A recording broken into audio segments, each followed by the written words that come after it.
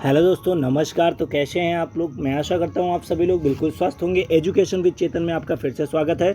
और आज मैं स्टार्ट करने वाला हूं आपकी जो फर्स्ट पेपर आता है सामान्य हिंदी का। और हिंदी के 40 क्वेश्चन होंगे। 40 में से आपके कितने क्वेश्चन राइट होते हैं ये कमेंट बॉक्स के माध्यम से ज़रूर बताइएगा दोस्तों।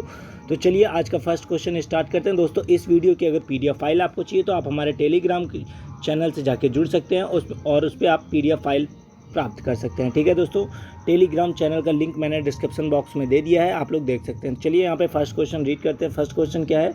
मौसम कौन कुटिल खल कामी में कौन सा अलंकार है? यहाँ पे एक पंक्ति दी हुई है, आपको बताना है इनमें से कौन सा अलंकार है। मौसम कौन कुटिल खल कामी, बताइए फटाफट इसका राइट ऑप्शन दोस्तों। उपमा या उत्प्रेक्षा या अतिशयोक्ति या इनमें से कोई नहीं। 4 ऑप्शन दिए हुए हैं, राइट ऑप्शन चुन के आप लोगों को बताना है कमेंट बॉक्स के माध्यम से। तो दोस्तों जब मैंने आपको अलंकार पढ़ाया था तब प्रत्यक्ष अर्थ के बारे में भी पढ़ाया था। प्रत्यक्ष अर्थ जो कि आपका जो है वाक्रोकृत अलंकार में होता है। किसमें होता है? वाक्रोकृत अलंकार में।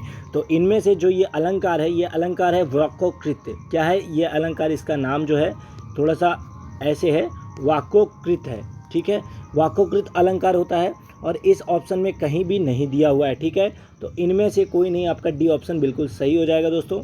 चलिए देखते हैं अगला क्वेश्चन। और अब भी मैं आप लोगों को ये भी बता देता हूँ कि वाक्योकृत अलंकार होता क्या है। तो प्रत्यक्ष कर के अतिरिक्त भिन्न अर्थ हो। क्या हो? प्रत्यक्ष कर के अतिरिक्त भिन्न अर्थ हो तो वहाँ पे जो है वाक्योकृत अलंकार होगा। चलिए अगला क्वेश्चन देखिए। अगला क्वेश्चन आपके स्क्रीन के सामने है। रहीमन जो गतिदीप की कुल कपूत गति सोए, बारे उजियारी लागे बड़े अंधेरो हाय में अलंकार बताइए। यहाँ पे जो पंक्ति दी हुई है इस पे अलंकार बताना है। 4 ऑप्शन है, उपमा, रूपक, यमक, क्लेश। बताइए फटाफट इसका राइट ऑप्शन क्या होगा दोस्तों। तो दोस्तों जैसा कि मैंने आपको बताया था, जहाँ किसी शब्द का अनेक बार एक ही मतलब अनेक अर्थों में एक ही बार प्रयोग हो, ठीक है, तो वहाँ पे श्लेष अलंकार होता है। तो यहाँ पे क्या ही है?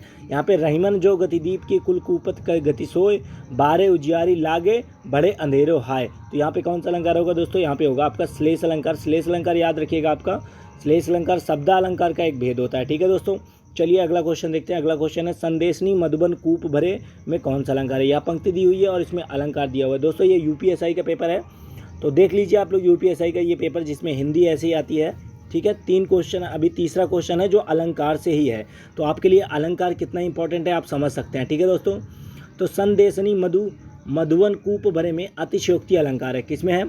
अतिशयोक्ति अलंकार है। अतिशयोक्ति अलंकार क्या है? ठीक है, अब अतिशयोक्ति अलंकार के बारे में मैंने आपको बता रखा था। इसका जो राइट ऑप्शन होगा ऑप्शन नंबर डी हो जाएगा। अतिशयोक्ति अलंकार के बारे में क्या बता रखा था मैंने दोस्तों? आप लोगों को डिफिनेशन उसकी बता रखी थी। डिफिनेशन उसकी कुछ इस प्रकार थी, जहां उपमेय का वर्णन जो है लोक सीमा से बढ़कर किया जाए। जैसे कि मैंने आपको इससे पहले वीडियो जो हिंदी की अपलोड किया हूँ, इसका पार्ट 1, उस पर मैंने अतिशयोक्ति अलंकार का डिफिनेशन और एक एग्जाम्पल भी बता रखा था। ठीक है दोस्तों, यहाँ संदेशनी मधुबन कूप भरे में यहाँ पे कौन सा अलंकार है?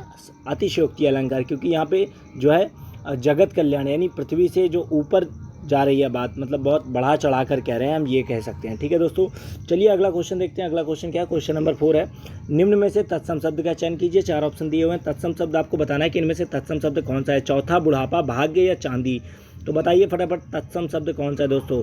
तो इनमें जो तत्सम शब्द है इसका राइट ऑप्शन हो जाएगा, इसका जो राइट ऑप्शन है वो भाग्य। ठीक है, भाग्य हो जाएगा आपका, क्योंकि भाग्य जो है तत्सम शब्द है, बाकी सारे आपके तद्भव शब्द हैं। अगला क्वेश्चन है क्वेश्चन नंबर 5, निम्न में से तत्सम शब्द का चयन कीजिए। फिर से वही किया, आपको तत्सम शब्द का चयन करने के लिए बोल रखा है। बताइए फटाफट दोस्तों इनमें से तत्सम शब्द कौन सा होगा। तो इनमें से जो तत्सम शब्द होगा, यहाँ पे जो 4 ऑप्शन दिए हुए हैं, तो इनमें से जो तत्सम शब्द होगा आपका, फटाफट बताइए उसका राइट ऑप्शन कौन सा है दोस्तों। तो यहाँ पे जो आश्चर्य दिया हुआ है, आश्चर्य देखिए आप, ये तत्सम शब्द है, बाकी सारे आपके जो है तद्भव शब्द हैं। अगला क्वेश्चन है क्वेश्चन नंबर 6। क्वेश्चन नंबर 6 क्या कह रहा है? रीड करते हैं।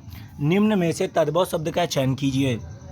4 शब्द दिए हुए हैं, 4 में से आपको ये बताना है कि तद्भव शब्द कौन सा है। फटाफट बताइए दोस्तों इसका राइट ऑप्शन क्या होगा। युवक, दृष्ट, छा या इच्छा।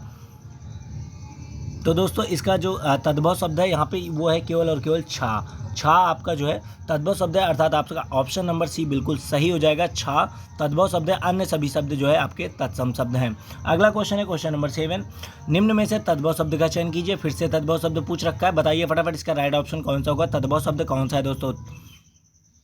फटाफट बताइए दोस्तों इसका राइट ऑप्शन कमेंट बॉक्स के माध्यम से बताइएगा दोस्तों, ताकि आप लोगों को हमेशा के लिए याद हो जाए तद्भव शब्द तो बताइए फटाफट इसका राइट ऑप्शन दोस्तों। तद्भव शब्द का चयन कीजिए। 4 ऑप्शन है, विस्मय, छवि, द्रव, तिनका। तो यहाँ पे जो तद्भव शब्द है वो है आपका तिनका। ठीक है, राइट ऑप्शन आपका ऑप्शन नंबर डी है, तिनका। अगला क्वेश्चन है क्वेश्चन नंबर 8। क्या कह रहा है? उपमान का विलोम शब्द बताइए। उपमान का विलोम शब्द बताइए। 4 ऑप्शन है, अनवय, अनन्वय या व्यतिरेक या अतुल या उपमेय। तो उपमान का जो विलोम शब्द होता है वो क्या होता है दोस्तों? फटाफट बताइए दोस्तों। उपमान का विलोम शब्द होता है दोस्तों उपमेय। ठीक है, विलोम का अर्थ होता है उल्टा, तो उपमान है, तो उपमान का विलोम शब्द क्या होगा? उपमेय हो जाएगा, अर्थात ऑप्शन नंबर डी बिल्कुल सही हो जाएगा। ठीक है, चलिए अगला क्वेश्चन देखते हैं। अगला क्वेश्चन क्या है? क्वेश्चन नंबर 9 क्या कह रहा है, देखते हैं, रीड करते हैं। क्वेश्चन नंबर 9, हास का विलोम शब्द बताइए। दोस्तों यहाँ पे जो हास दिया हुआ है ये ये आपका हास रस का स्थायी भाव है, और इसका जो है हास का विलोम शब्द बताना है। तो हम लोगों को विलोम शब्द कैसे बताना है यहाँ पे फटाफट बताइए। राइट ऑप्शन चार ऑप्शन दिए हुए हैं, राइट ऑप्शन बताइए दोस्तों। उन्नति, विकास, विस्तार या वृद्धि। तो हास का विलोम होता है यहाँ पे वृद्धि। क्या हो जाएगा? वृद्धि हो जाएगा। ठीक है, तो राइट ऑप्शन आपका ऑप्शन नंबर डी हो जाएगा। नेक्स्ट क्वेश्चन है क्वेश्चन नंबर 10। क्वेश्चन नंबर 10 क्या कह रहा है? उत्साह का विलोम शब्द बताइए। उत्साह मतलब आप समझ रहे हैं ना, उत्साह क्या मतलब? उत्साह होना। ठीक है, तो उत्साह बहुत ज़्यादा जब होता है तो इसका विलोम शब्द क्या होगा उत्साह का? तो वो हो जाएगा निरुत्साह। क्या हो जाएगा दोस्तों? निरुत्साह मतलब कोई उत्साह इसके अंदर नहीं है, ये निरुत्साह है, बंदे के अंदर कोई उत्साह ही नहीं है। चलिए अगला क्वेश्चन है। अगला क्वेश्चन क्वेश्चन नंबर 11 क्या कह रहा है? दुराचार का विलोम शब्द बताइए। दुराचार का विलोम शब्द बताइए, फटाफट दीजिए। कचनार, शिष्टाचार, मिथ्याचार या सदाचार। राइट ऑप्शन बताइए दोस्तों कमेंट बॉक्स के माध्यम से। तो दुराचार का विलोम होता है दोस्तों सदाचार। क्या होता है दोस्तों? दुराचार का जो विलोम होता है वो होता है सदाचार। दोस्तों कमेंट बॉक्स का यूज किया करें, कमेंट बॉक्स से ऐसे ये पता चलता है कि आप लोग कितना पढ़ाई कर रहे हैं और कौन कितना जो है आप परफेक्ट तैयारी कर रहा है, क्योंकि कमेंट बॉक्स के माध्यम से जब आप जवाब देंगे तो तब आप उस वीडियो को देख रहे होंगे। ठीक है दोस्तों, इससे पता चलेगा, आपको खुद ही पता चलेगा, मुझे बताने की ज़रूरत नहीं है दोस्तों। शुद्ध वर्तनी का चयन कीजिए। क्वेश्चन नंबर 12 कह रहा है शुद्ध वर्तनी का चयन कीजिए। कलेश, किलेश, कलेश या क्लेश। तो बताइए इसका राइट ऑप्शन क्या होगा दोस्तों? शुद्ध वर्तनी का चयन करना है यहाँ पे। तो यहाँ पे जो क्लेश दिया हुआ है, क्लेश है, ये शुद्ध शब्द है। ठीक है, यहाँ पे जो क्लेश है, क्लेश, आप देखिए क्लेश ऑप्शन नंबर डी पे दिया हुआ है, बिल्कुल सही है, क्योंकि क्लेश यही शुद्ध रूप होता है, बाकी सारे आपके जो है अदर ऑप्शन गलत हैं। ठीक है, चलिए अगला क्वेश्चन है क्वेश्चन नंबर 13 क्या कह रहा है, रीड करते हैं। क्वेश्चन नंबर 13, वर्तनी की दृष्टि से अशुद्ध शब्द को चिन्हित कीजिए। 4 ऑप्शन दिए हैं, पिंजरा, ग्रहणी, संपन्न या संबद्ध। तो बताइए वर्तनी की दृष्टि से जो है चिन्हित कीजिए कि कौन सा अशुद्ध शब्द चिन्हित करना है। अशुद्ध शब्द, कौन सा शब्द चिन्हित करना है दोस्तों? अशुद्ध शब्द। शुद्ध शब्द मत चुन लीजिएगा। बताइए फटाफट, 4 ऑप्शन दिए हुए हैं, राइट ऑप्शन बताइए दोस्तों, इसका राइट ऑप्शन कौन सा होगा। तो वर्तनी की दृष्टि से अशुद्ध जो शब्द है यहाँ पे लिखा है ग्रहणी। क्या लिखा है? ग्रहणी अशुद्ध लिखा हुआ है, बाकी देखिए पिंजरा, सम्मान, संबद्ध ये सही लिखे हैं। ग्रहणी आपका गलत लिखा हुआ है। ग्रहणी कैसे लिखा जाता है आप लोगों को पता होगा, ग्रहणी कुछ इस प्रकार लिखा जाता है दोस्तों। ठीक है, चलिए देखते हैं अगला क्वेश्चन का। अगला क्वेश्चन क्या है? अगला क्वेश्चन है क्वेश्चन नंबर 14, वर्तनी की दृष्टि से अशुद्ध शब्द छांटिए। 4 ऑप्शन है, वानस्पति, समर्पण, संकरण, आकर्षण। बताइए इसका राइट ऑप्शन। जो अशुद्ध शब्द है उसको छांटिए, कौन सा अशुद्ध शब्द है फटाफट बताइए दोस्तों वर्तनी की दृष्टि से। तो यहाँ पे जो आकर्षण दिया हुआ है ना, बड़ा आ की मात्रा से, ये आपका अशुद्ध है। ठीक है, अशुद्ध जो आकर्षण होता है, अट्रैक्शन होता है, इसका जो विलोम होता है वो होता है डिस्ट्रैक्शन, और आकर्षण का जो विलोम होता है वो होता है अनाकर्षण। ठीक है, तो आकर्षण में छोटा आ होता है, ऐसे करके होता है। ठीक है दोस्तों, तो जो इसका शुद्ध रूप है, अशुद्ध रूप है, वो है आपका ऑप्शन नंबर डी। चलते हैं अगले क्वेश्चन की तरफ। अगला क्वेश्चन है क्वेश्चन नंबर 15, वह जमीन जिसमें कुछ ना पैदा हो, वाक्यांश के लिए एक शब्द बताइए। वह जमीन जिसमें कुछ ना पैदा हो, उस जमीन को हम क्या कहेंगे? एक शब्द में बताना है। 4 ऑप्शन दिए हैं, भूभुड़, ऊसर, उर्वा, वनखंडी। बताइए राइट ऑप्शन इसका दोस्तों क्या होगा।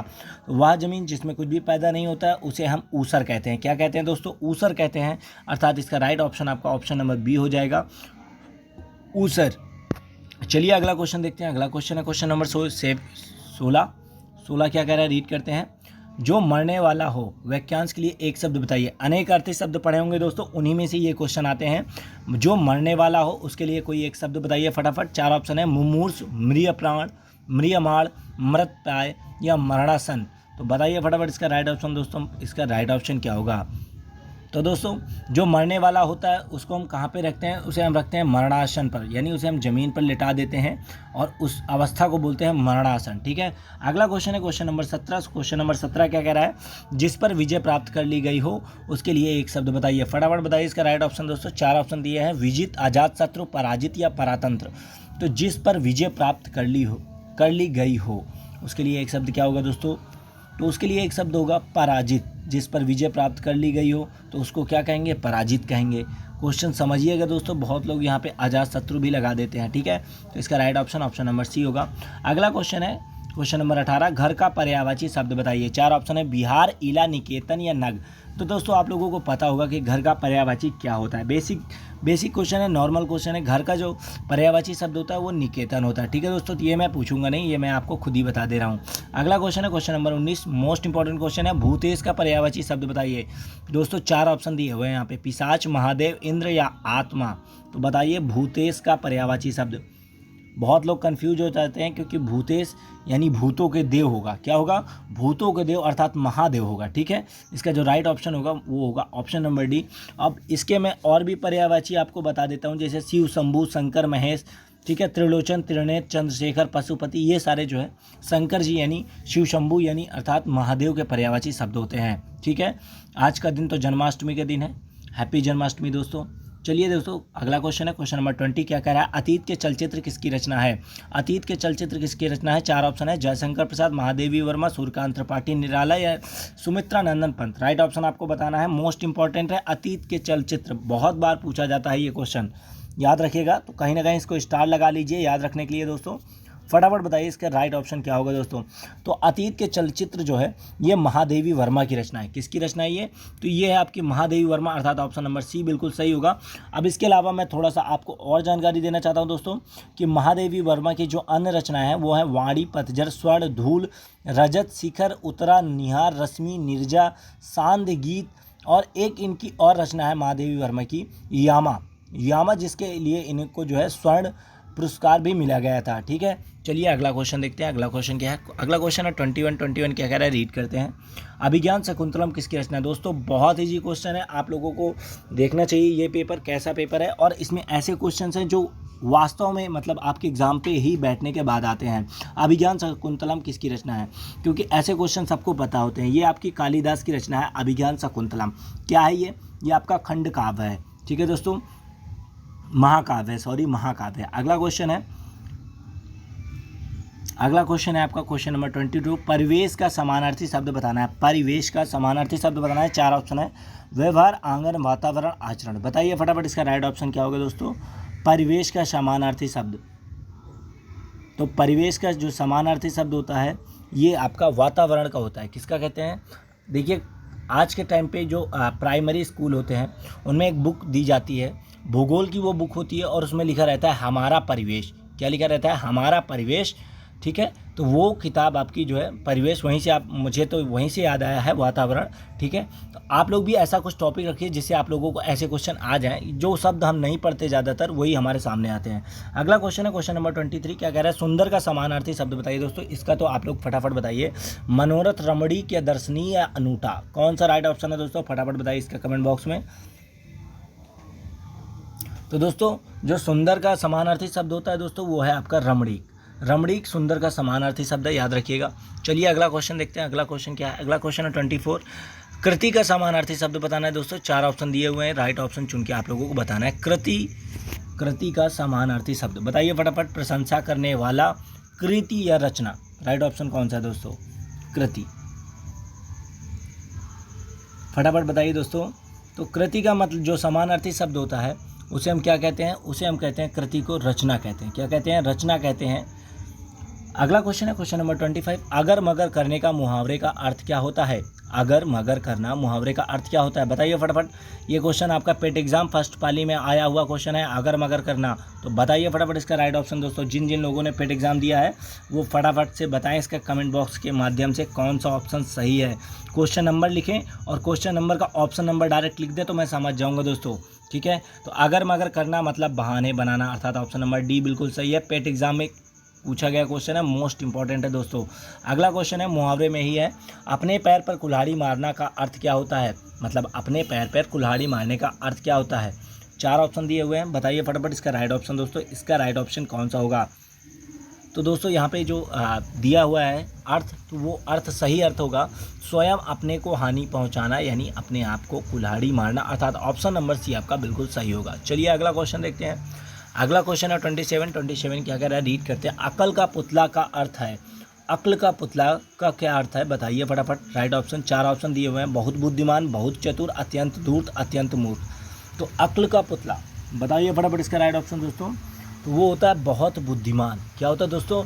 बहुत बुद्धिमान, अर्थात आपका ऑप्शन नंबर ए बिल्कुल सही हो जाएगा, बहुत बुद्धिमान। ठीक है, तो दोस्तों देखिए यहाँ पे अक्ल का दुश्मन आ गया आपका। ठीक है, अब दुराचार का विलोम पूछा है। ये क्वेश्चन तो शायद मैं करवा चुका हूँ, अभी थोड़ा सा ऊपर देखते हैं कौन सा क्वेश्चन था आपका। क्वेश्चन नंबर 26 था, अपने पैर पर कुल्हाड़ी मारना, जिसका अर्थ होता है स्वयं को हानि पहुँचाना, अर्थात ऑप्शन नंबर सी बिल्कुल सही है। अगला क्वेश्चन है क्वेश्चन नंबर 27 क्या कह रहा है, रीड कीजिए।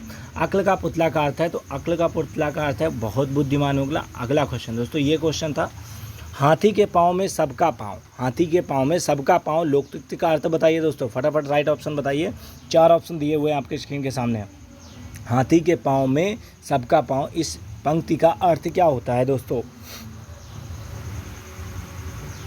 तो दोस्तों बड़े आदमी की हाँ में सबकी हाँ होती है, इसका राइट ऑप्शन यही होगा। जहाँ बड़े आदमी की हाँ होती है वहाँ सबकी हाँ होती है, अर्थात इसका ऑप्शन नंबर सी बिल्कुल सही होगा। ठीक है, बड़े आदमी की हाँ तो सबकी हाँ। आपने देखा होगा कोई नेता आ गया, एक बार बोल दिया, वहाँ पे कोई बात विवाद चल रहा है, या हुआ भैया हम पीछे नहीं करेंगे, हम पीछे नहीं करेंगे, बाद में कोई बड़ा आदमी आता है बोलता है भैया यहाँ 20 से बना लो, फिर दोनों लोग राजी हो जाते हैं। ठीक है, तो बड़े आदमी की हाँ में सबकी हाँ ही होती है। अगला क्वेश्चन देखते हैं। अगला क्वेश्चन क्या है, 29 है। 29 रीड करते हैं, क्या है 29? जैसे बहे बयार पीठ तब तैसे तीजे का अर्थ बताइए। 4 ऑप्शन है, जैसे बहे बयार पीठ तब तैसे तीजे का अर्थ बताइए। 4 ऑप्शन दिए हुए, राइट ऑप्शन बताना है दोस्तों, फटाफट बताइए इसका राइट ऑप्शन। तो इसका राइट ऑप्शन होगा जो है समय के साथ बदल जाना। क्या कहते हैं इसको? समय का रुख देखकर काम करना चाहिए। ठीक है, यहाँ पे जो ऑप्शन दिया हुआ है समय के रुख देखकर काम करना चाहिए, तो इसका राइट ऑप्शन क्या हो जाएगा दोस्तों? राइट ऑप्शन इसका हो जाएगा आपका ऑप्शन नंबर ए, समय के साथ समय का रुख देखकर काम करना। ठीक है दोस्तों, चलिए देखते हैं अगला क्वेश्चन क्या है। अगला क्वेश्चन है 30। ठीक है, चलिए दोस्तों बताइए इसका नेक्स्ट क्वेश्चन है आपका। नेक्स्ट क्वेश्चन ये 29 तो मैंने आपको अभी करवा दिया है, तो अगला क्वेश्चन देखते हैं। 30 है। 30 क्या कह रहा है, जहाँ न पहुँचे रवि वहाँ पहुँचे कवि। तो ये लोकोक्ति दी हुई है, इसका अर्थ बताना है। 4 ऑप्शन दिए हुए हैं, राइट ऑप्शन बताइए इसका राइट ऑप्शन क्या होगा, इसका अर्थ क्या होगा? जहाँ न पहुँचे रवि वहाँ पहुँचे कवि। फटाफट बताइए दोस्तों इसका राइट ऑप्शन। तो जहाँ न पहुँचे रवि वहाँ पहुँचे कवि का मतलब होता है कवि के लिए कुछ भी जो है इम्पॉसिबल नहीं होता, क्या कह सकते हैं, आगमय नहीं होता। तो राइट ऑप्शन इसका ऑप्शन नंबर ए हो जाएगा, जहाँ ना पहुँचे रवि वहाँ पहुँचे कवि। अगला क्वेश्चन देखते हैं। अगला क्वेश्चन है 31 क्या कह रहा है, रीड करते हैं। जिन संज्ञा शब्दों से पदार्थों के नाप तौल का बोध होता है उन्हें क्या कहते हैं? जातिवाचक, परिमाणवाचक या द्रव्यवाचक या इनमें से कोई नहीं। तो दोस्तों जिन संज्ञा शब्दों से पदार्थ के नाप तौल का बोध होता है, जैसे कि आपका किलो हो गया, मीटर हो गया, ठीक है, तो किलो हो गया, ग्राम हो गया, ठीक है, तो ऐसे शब्दों को क्या कहेंगे? तो उनको कहते हैं आपका जो है परिणामवाचक। क्या कहते हैं? परिमाणवाचक। वो परिमाण बताते हैं कि 1 किलो है, 2 किलो है, तो क्या होगा? वो परिमाणवाचक शब्द होंगे। अगला क्वेश्चन क्या है, 32 कह रहा है व्यक्ति, स्थान या वस्तु विशेष का बोध कराने वाले शब्दों को क्या कहते हैं? तो व्यक्ति, स्थान या वस्तु का बोध कराने वाले, दोस्तों ये क्वेश्चन कल भी मैंने आपको एक पेपर में करवाया था, तो आप लोगों को याद होगा कि इसका राइट ऑप्शन क्या बताया था। तो ये होगा व्यक्तिवाचक संज्ञा, यानी राइट ऑप्शन आपका ऑप्शन नंबर सी हो जाएगा, व्यक्तिवाचक संज्ञा। अगला क्वेश्चन है क्वेश्चन नंबर 33 क्या कह रहा है, पुल्लिंग शब्द का चयन कीजिए। संतान, विजय, शक्कर, वर्णन। राइट ऑप्शन बताइए दोस्तों, इसमें से पुल्लिंग शब्द कौन सा है?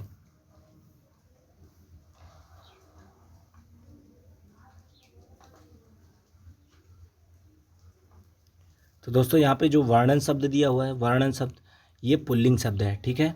इसके अलावा अगर मैं बात करूँ, जैसे कि आपका विजय हो गया, ठीक है, तो ये आपका पराजय का, जो कि पराजय आपका स्त्रीलिंग होता है, तो पराजय का ये समानार्थी शब्द होता है, ठीक है दोस्तों। तो अन्य सभी जो है यहाँ पे स्त्रीलिंग है, संतान हो गई, विजय हो गया, शक्कर हो गया, शक्कर को चीनी कहते हैं इसलिए इसे स्त्रीलिंग हो गया, ठीक है। तो वर्णन यहाँ पे पुल्लिंग होगा। अगला क्वेश्चन है प्रियतम का स्त्रीलिंग रूप बताइए। प्रियतम का स्त्रीलिंग रूप बताइए। 4 ऑप्शन है, प्यारी, प्रेम का, प्रियतमा या प्रिया। राइट ऑप्शन बताइए दोस्तों। तो वो होगा आपका प्रियतम का मतलब होता है प्रियतमा। स्त्रीलिंग रूप क्या होगा? प्रियतमा। प्रियतम कहते हैं एक व्यक्ति को कहेंगे और प्रियतमा कहेंगे एक वुमन को, ठीक है दोस्तों। चलिए अगला क्वेश्चन देखते हैं। अगला क्वेश्चन क्या है? अगला क्वेश्चन है 35। सभ्यता और संस्कृति के विकास में धर्म और विज्ञान का प्रमुख रहता है। यहाँ पे डैश डैश दिया हुआ है, रिक्त स्थान की पूर्ति करना है। बताइए फटाफट यहाँ खाली जगह पे क्या भरे जाएगा, ठीक है दोस्तों। तो सभ्यता और संस्कृति के विकास में धर्म और विज्ञान का जो है प्रमुख योगदान रहता है। क्या रहता है दोस्तों? योगदान रहता है। ऑप्शन नंबर सी इसका बिल्कुल सही होगा। अगला क्वेश्चन क्या कह रहा है? 37। चलिए 37 रीड करते हैं। महात्मा बुद्ध ने लोगों को अहिंसा का, यहाँ पे रिक्त स्थान है, आगे है दिया। 4 ऑप्शन दिए हुए हैं, राइट ऑप्शन बताइए। तो महात्मा बुद्ध ने लोगों को अहिंसा का क्या दिया था? तो दोस्तों अहिंसा का उपदेश दिया था। क्या दिया था? उपदेश दिया था। अर्थात यहाँ पे राइट ऑप्शन आपका ऑप्शन नंबर डी हो जाएगा, उपदेश। उपदेश बिल्कुल सही होगा। ऑप्शन नंबर डी दोस्तों बिल्कुल सही होगा यहाँ पे, ठीक है। ऑप्शन नंबर डी याद रखिएगा। तो दोस्तों ये थे आज के आपके हिंदी का मॉक टेस्ट जो कि यूपीएसआई स्पेशल का था। तो ये आपका सेकंड टेस्ट है। इसके अलावा मैं आपका फर्स्ट टेस्ट अपलोड कर चुका हूँ जिसमें मोस्ट इंपॉर्टेंट क्वेश्चन है, और ये आपका सेकंड टेस्ट है जो आज अपलोड होगा। और इसी तरीके जब तक यूपीएसआई की भर्ती नहीं आ जाती मैं कंटिन्यू आपके लिए टेस्ट या कोई अच्छी सी सीरीज रखूँगा, जैसे कि मूल विधि है, जीके है, और उसके अलावा आपका हिंदी है या फिर रीजनिंग हो गई। तो ऐसे टॉपिक वाइज रखूँगा दोस्तों। इसके अलावा अगर आप लोगों को किसी भी सब्जेक्ट से रिलेटेड कोई प्रॉब्लम है, सब्जेक्ट के स्पेशल चैप्टर से रिलेटेड कोई प्रॉब्लम है, नहीं समझ में आ रहा, तो आप मुझसे कांटेक्ट कर सकते हैं। मेरा लिंक इंस्टाग्राम का नीचे डिस्क्रिप्शन बॉक्स में दिया हुआ है। उसके अलावा आप मेरे कमेंट बॉक्स के माध्यम से मेरे व्हाट्सअप नंबर पर भी बात कर सकते हैं। तो वीडियो अच्छा लगे तो लाइक कीजिएगा। Thanks for watching my video guys. जय हिंद, जय भारत।